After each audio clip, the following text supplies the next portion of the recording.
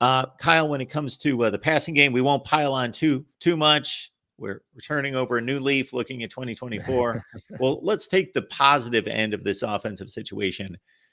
Jarquez Hunter is back. The offensive line was a good run blocking line. I can't really comment to the pass protection, even though I watched the games. I don't recall what the situation was there, but just highlighting that if you can run the ball in the SEC, then that is a great foundational piece. And there are a lot of publications across the nation that see Auburn taking a substantial climb to 8 or 9 wins. Mm-hmm.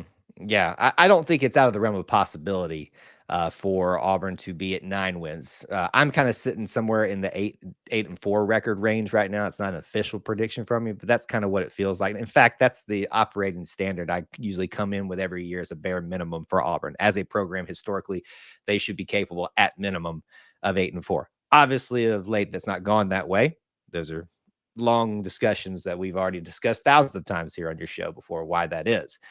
But 9 wins isn't out of the realm of possibility. Now, that's a difficult task, and some of that is going to be dictated by what you just discussed here.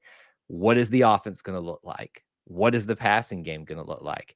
Auburn's got some great running backs. Jarquez Hunter, I think if he is on a more prolific offensive team, is one of the best running backs in the conference. And I think he is one of the best running backs in the conference, but he would be considered by most because he'd be getting the attention he deserves.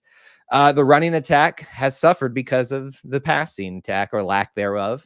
And that wasn't all that exciting last year.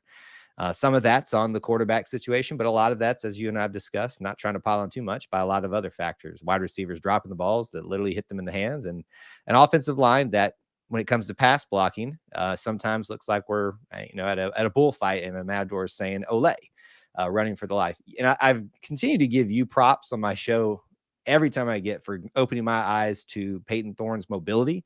And boy, did he have to show it a lot last year. There was one game he basically single-handedly won it by using his legs. So will Auburn take a big step forward this year? My gut says yes. Now, I guess the question is, what do you consider, you, the viewer, anybody asking that question? What's a big step forward? Obviously, a winning season would be great, above 500 record. But I think 8-4 is definitely an improvement that should be satisfactory to everybody. But Auburn definitely is capable of doing much more. Just a lot of it depends on what happens with our offensive line and the offense in general.